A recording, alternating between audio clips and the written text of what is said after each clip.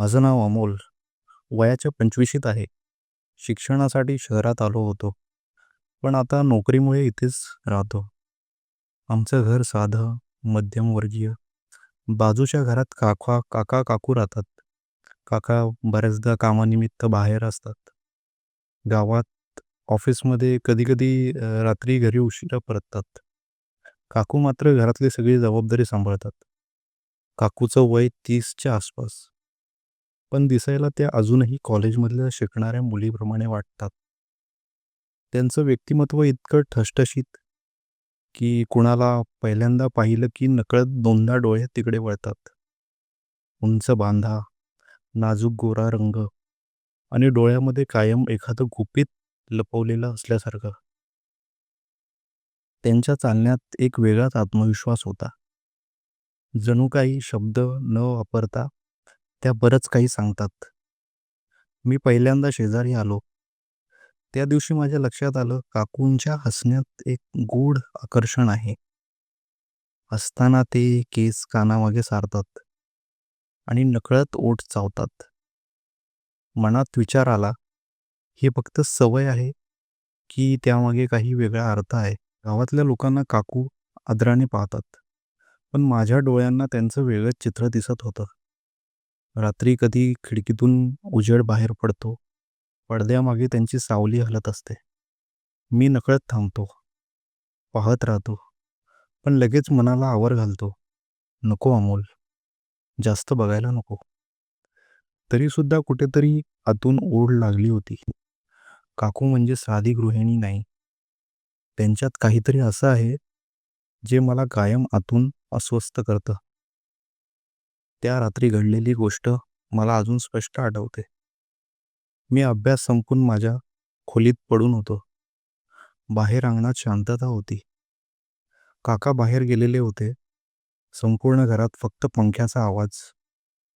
अचानक बाजूच्या खोलीतून मंद मंद कुजबुज आणि हलके हलके आवाज ऐकू आले. सुरुवातीला वाटलं काकू कदाचित फोनवर बोलत असतील,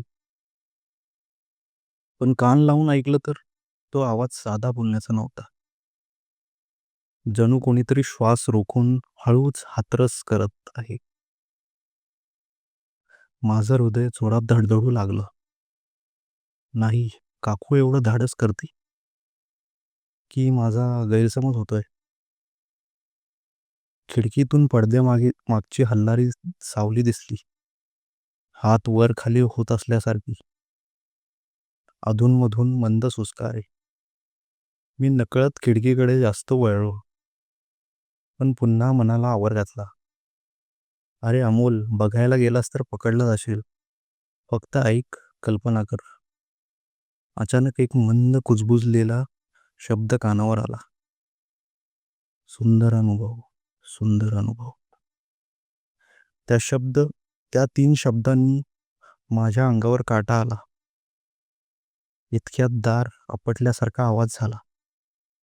मी दचकून माझ्या अंथरुणावर पडून राहिलो. जणू काही ऐकलंच नाही.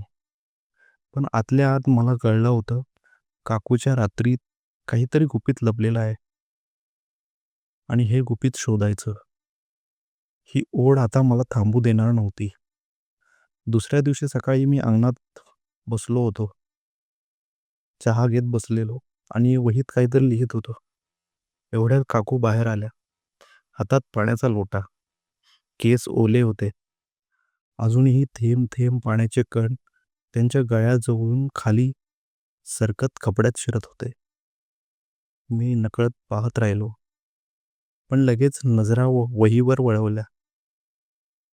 काकू हसत म्हणाल्या, काय रे अमोल, रात्री उशिरापर्यंत अभ्यास करत होतास का?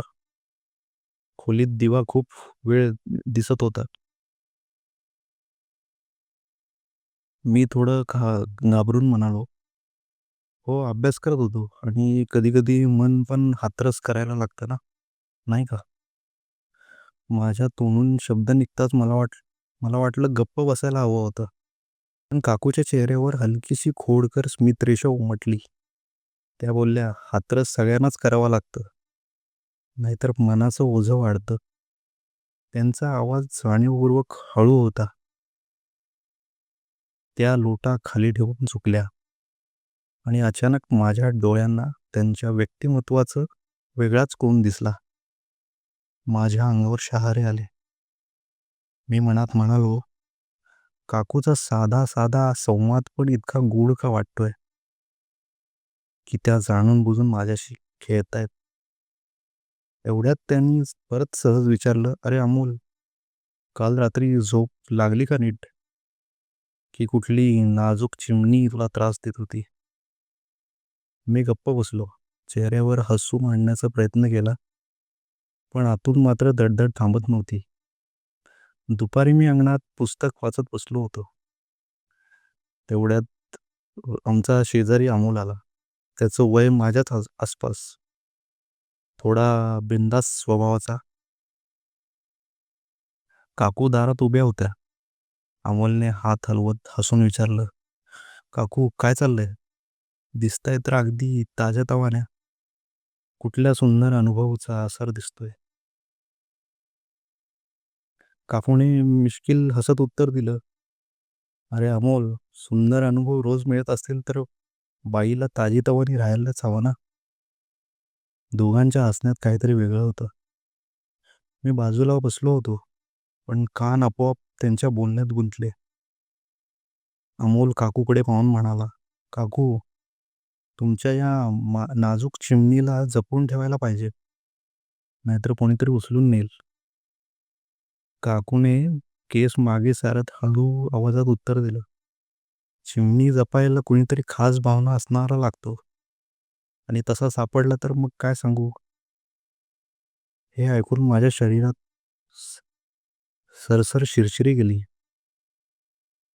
हे दोघे एवढ्या ओपनली बोलतायत की फक्त मजेत, पण त्या नजरांमध्ये काहीतरी दडलेलं होतं. अचानक काकूने माझ्याकडे बघून विचारलं, अरे अमोल, तू एवढा शांत का बसलायस? तुला तर अशा गोष्टींमध्ये जास्त रस असायला हवा. मी गोंधळून हसलो. नाही काकू, मी पुस्तकात गुंग होतो. पण खरं सांगायचं तर पुस्तकात नाही तर प्रत्येक शब्दात मी अडकून गेलो होतो. अमोल आणि काकूच्या बोलण्यात त्या सूचक शब्दांनी मला आतून अस्वस्थ केलं होतं.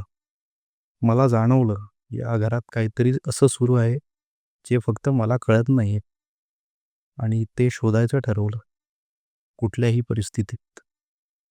त्या रात्री काका बाहेर गेले होते.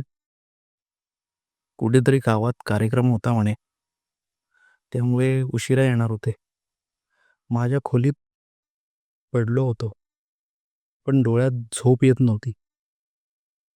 अचानक बाजूच्या खोलीतून दरवाजा हळूच मंद होण्याचा आवाज आला. मी कान टवकारून ऐकलं. मंद पावलांचा आवाज, एखादी साडीची खसखस. खिडकीच्या पडद्यामागून हलकासा उजेड बाहेर पडत होता. मी थोडं सरकलो सावली पाहायला. पडद्यामागे काकूंची आकृती दिसत होती. त्या आरशासमोर उभ्या होत्या, केस सोडलेले. हाताने केस विंचरताना त्या स्वतःच्या अंगावरून हळूहळू फिरत होत. माझ्या कानावर मंद आवाज आला, जणू एखादा उसासा.